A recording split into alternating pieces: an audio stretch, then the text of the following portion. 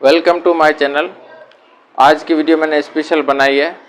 अगर आप मेरे चैनल पर नए हैं तो मेरे चैनल को सब्सक्राइब करें और साथ में बेल आइकन को दबाएं ताकि मेरी हर आने वाली वीडियो लेक्चर आप तक बआसानी पहुंच सके। आज हम समझेंगे केमिकल इक्वेशन क्या है और केमिकल इक्वेशन को किस तरह बैलेंस किया जाता है। केमिकल इक्वेशन क्या है? Chemical equation is a short and method of describing the chemical reaction in terms of symbols and formulae of substances।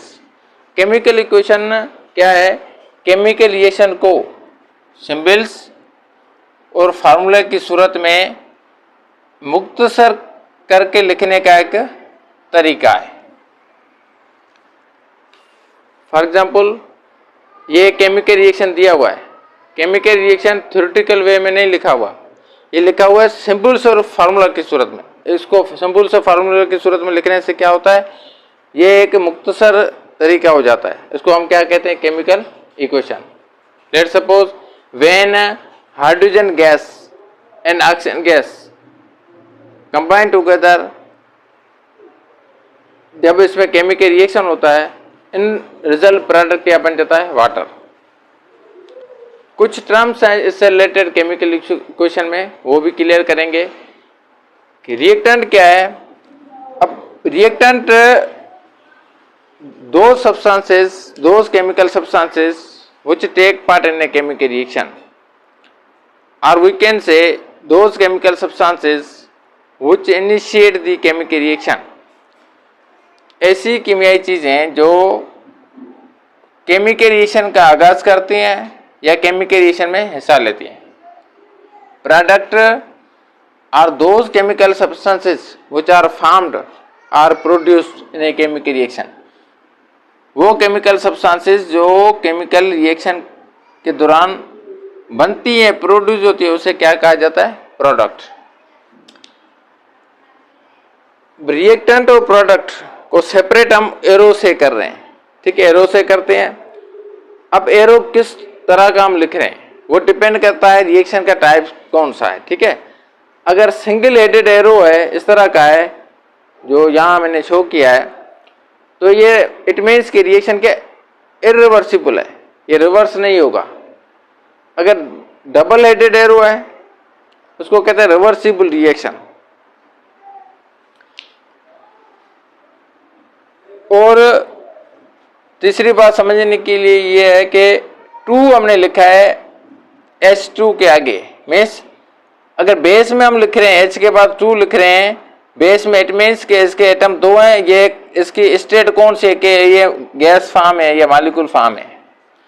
इसके आगे हम 2 लिख रहे हैं इसको बैलेंस करने के लिए, इसको इसके एटम के जो तादाद को बराबर करने के लिए, ठीक है? इसको कहते हैं कोफिशिएंट।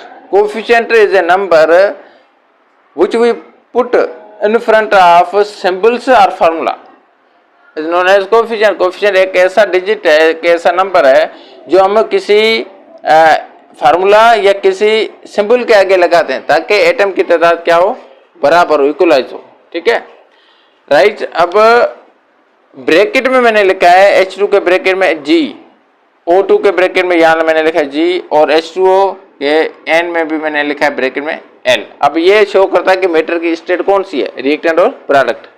H2 गैस फॉर्म में, O2 गैस फॉर्म में, गैस स्टेट में, और वाटर लिक्विड स्टेट में। अब आते हैं how to balance the chemical equation. Chemical equation को कैसे बैलेंस किया जाता है, उसके स्टेप्स क्या हैं, तरीका क्या है, बैलेंस क्यों करते हैं? इसलिए करते हैं, अब law of conservation of mass को हमने फॉलो करना है। Law of conservation of mass क्या कहता है कि मास can neither be created not destroyed but it can be converted from one form to another form, is known as law of conservation of mass। mass को नहीं हम बना सकते हैं, नहीं उसको खत्म कर सकते हैं, फना कर सकते हैं, पर उसको एक फॉर्म से दूसरे फॉर्म में कन्वर्ट कर सकते हैं, ठीक है? इसलिए हमने उसके जो एटम्स की तादाद को, नंबर को क्या करना है? बराबर करना है, इक्वलाइज करना है। अब बैलेंसिंग द केमिकल इक्वेशन में स्टेप 1 है। स्टेप नंबर 1 क्या कहता है कि हमने सिंबल्स और फार्मूला, जो रिएक्टेंट और प्रोडक्ट में सिंबल्स और फार्मूला दिए गए हैं, उसको करेक्ट लिखना है। सही तरीके से लिखना है कि गलत ना हो, ताकि उसका जो आंसर भी गलत है कि एंड में वो बैलेंस ना हो। जैसे रिएक्टेंट साइड मैंने लिखा है NaHCO3, ये फार्मूला किसका है? सोडियम बाइकार्बोनेट का। NaHCO3 फार्मूला क्या करेक्ट है? एरो मीन्स ये रिएक्टेंट है। जो रिएक्टेंट कहाँ लिखा जाता है, किस साइड लिखा जाता है? Left side. लेफ्ट साइड को क्या कहते हैं? बाएं साइड। बाएं साइड पे रिएक्टेंट लिखा जाता है और रिएक्टेंट प्रोडक्ट दाएं साइड लिखे जाते हैं। प्रोडक्ट एक भी हो सकता है, दो भी हो सकता है, दो से ज्यादा भी हो सकते हैं। रिएक्टेंट भी एक या एक से ज्यादा, दो या दो से ज्यादा भी हो सकते हैं। ठीक है, एरो ये शो करा कि रिएक्टेंट कन्वर्ट हो रहे हैं प्रोडक्ट में। ठीक है, अब ये देख रहे हैं कि इसमें जो फार्मूला वो हमने सही लिखे। NaHCO3 जब ब्रेक होता है, डिकम्पोज होता है, तो उसमें ये प्रोडक्ट बन जाती है। Na2CO3 किसका फार्मूला है? सोडियम कार्बोनेट का है। CO2 कार्बन डाइऑक्साइड गैस का है। H2O किसका है? वाटर का है। राइट। अब स्टेप 2 में हमने ये देखना है कि रिएक्टेंट साइड और प्रोडक्ट साइड एटम्स की तादाद, एटम्स का नंबर कितना है। ठीक है, रिएक्टेंट साइड पहले ये लेफ्ट साइड लिख रहे हैं रिएक्टेंट। Na के एटम कितने? 1 है। H के एटम, हाइड्रोजन के एटम कितने? 1 है। कार्बन के एटम कितने? 1 है। O3 मीन्स ऑक्सीजन के एटम कितने? 3। ये हो गया रिएक्टेंट साइड। अब बात है प्रोडक्ट साइड। Na के एटम Na2 टोटल देखें, Na के एटम प्रोडक्ट साइड टोटल कितने? 2 है।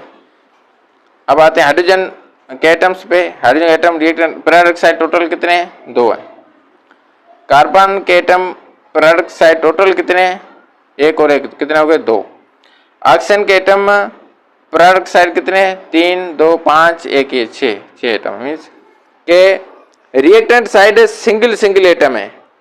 सोडियम का 1 है reactant side, product side sodium के 2 है। रिएक्टेंट साइड हाइड्रोजन का एटम 1 है, प्रोडक्ट साइड 2 है। कार्बन का एटम रिएक्टेंट साइड 1 है, प्रोडक्ट साइड 2 है।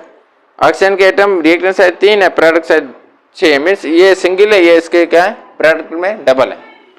अब क्या करेंगे? इसको डबल करने के लिए, रिएक्टेंट साइड भी डबल हो जाए, बराबर करने के लिए हम क्या करेंगे?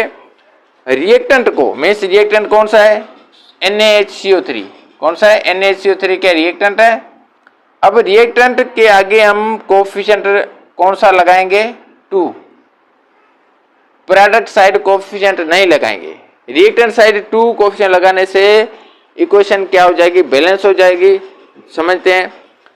अब 2 कोफिशिएंट जो लगाए हमने, ये 2 कोफिशिएंट क्या डिनोट करा है, क्या शो करा है? ये 2 रिएक्टेंट साइड जितने भी एटम्स हैं उसके साथ सब क्या हो जाएगा? मल्टीप्लाई हो जाएगा। मीन्स यहाँ कुछ नहीं लिखा हुआ, मीन्स 1 है, 2 1 जा 2। सोडियम के एटम कितने? 2 हो गए। ठीक है, H 1 एटम है, 2 1 जा 2। हाइड्रोजन एटम कितने हो गए? 2। कार्बन इट मीन्स कुछ नहीं लिखा, 1 है, 1 2 जा 2। मीन्स कार्बन के एटम भी 2 हो गए। 2 3 जा 6। ऑक्सीजन के एटम 3 थे पहले, अब 2 कोफिशिएंट लगाने से क्या हो गया? मल्टीप्लाई हो गया। 2 3 जा 6। ऑक्सीजन के एटम कितने हो गए? 6 हो गए। प्रोडक्ट साइड हमने कुछ भी चेंज नहीं किया, सेम स्टेप इधर हमने फॉलो किया है। यहाँ हमने कोई चेंज नहीं की, कोई तब्दीली नहीं लाई, एज इट इज रखा है। अब सोडियम के एटम रिएक्टेंट साइड 2 है, प्रोडक्ट साइड 2 है।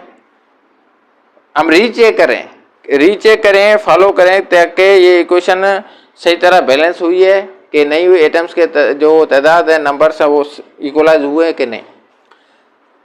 रीचेक करें। सोडियम के एटम रिएक्टेंट साइड 2 है, प्रोडक्ट साइड भी 2 है। हाइड्रोजन एटम रिएक्टेंट साइड 2 है, प्रोडक्ट साइड 2 है। कार्बन के एटम रिएक्टेंट साइड 2 है, प्रोडक्ट साइड भी 2 है। और लास्ट में ऑक्सीजन के एटम रिएक्टेंट साइड 6 है, प्रोडक्ट साइड भी 6 है। आज की वीडियो अगर आपको पसंद आए तो मेरे चैनल को ज़रूर सब्सक्राइब करें। Thank you.